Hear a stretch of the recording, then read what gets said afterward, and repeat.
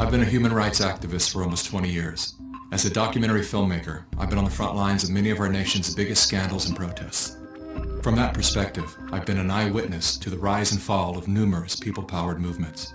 Nearly every organized resistance I've been a part of has ended just inches from victory for the same critical mistake: infighting, when members of the same group turn against each other. It often begins with whispers about the most prominent spokespeople of the cause. These rumors typically sound like, "I hear John is controlled opposition," or "Some people are saying Jane is compromised." While the use of infiltrators and agitators is a very real thing, I've yet to experience one scenario where such a label was accurately applied. And suspiciously, these labels are always branded on the people who are making the most progress. With the degradation of their reputation goes their contribution to your life. Prior to social media, people actually sat down to dialogue through their differences. Today, without solid evidence or sufficient inquiry, we go directly to our keyboards to vent our suspicions.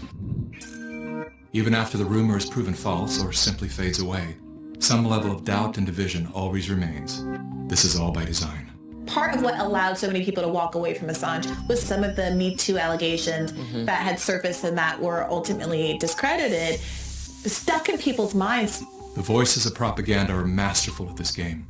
They knowingly run a false story, then retract it, knowing the lie will reach millions, but very few will see the correction. Amy Coney Barrett's religious faith is being called into question again. She belongs to this People of Praise group, which the Southern Poverty Law Center has labeled them a hate group. When I stated that People of Praise had been deemed a hate group, I just got them mixed up with another group. I conflated them. Ah, okay. That happens, it's easy to do.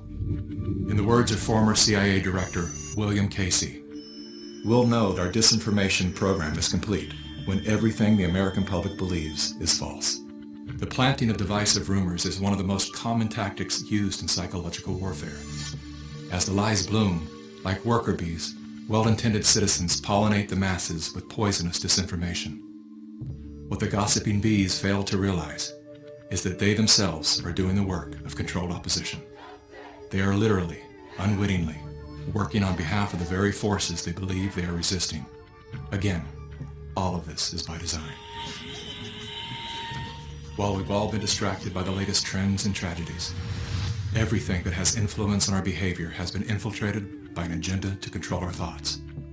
Whether their goal is to make us purchase a product, vote for a political party, or submit to experimental inoculations, there are forces at work who understand the functionalities of your mind far better than you do. Their goal is total control. But because they are the few and we are the many, they can only achieve total control through the age-old tactic of divide and conquer. You're either with them or with us. Never before have we been so divided. Divided by politics, religion, nation, state, race, class, gender, and now, vaccine status.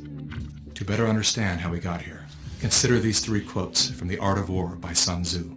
"The supreme art of war is to subdue the enemy without fighting. Victorious warriors win first and then go to war. The secret lies in confusing the enemy so that he cannot fathom our real intent." Though Sun Tzu lived over 2,500 years ago, his work remains at the heart of our CIA as well as the Chinese Communist Party's strategy today. It's no coincidence that around the same era as Sun Tzu, the words "united we stand, divided we fall" were first recorded. It is unity that will save our communities. As you see in the audience, Muslims, Christians, Jewish community, Democrats, Republicans, white, black, everyone all in between. This is the example of what you get when you choose to attack all members of the human family. Our greatest power is our numbers, hence the relentless effort to shatter us into broken fragments. As their agendas are being exposed, the dividers will stop at nothing to cover their crimes against humanity.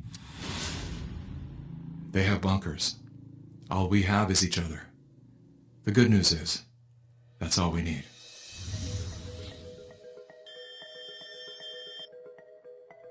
Though we are intrinsically interconnected, our minds are being wired to obsess on our differences.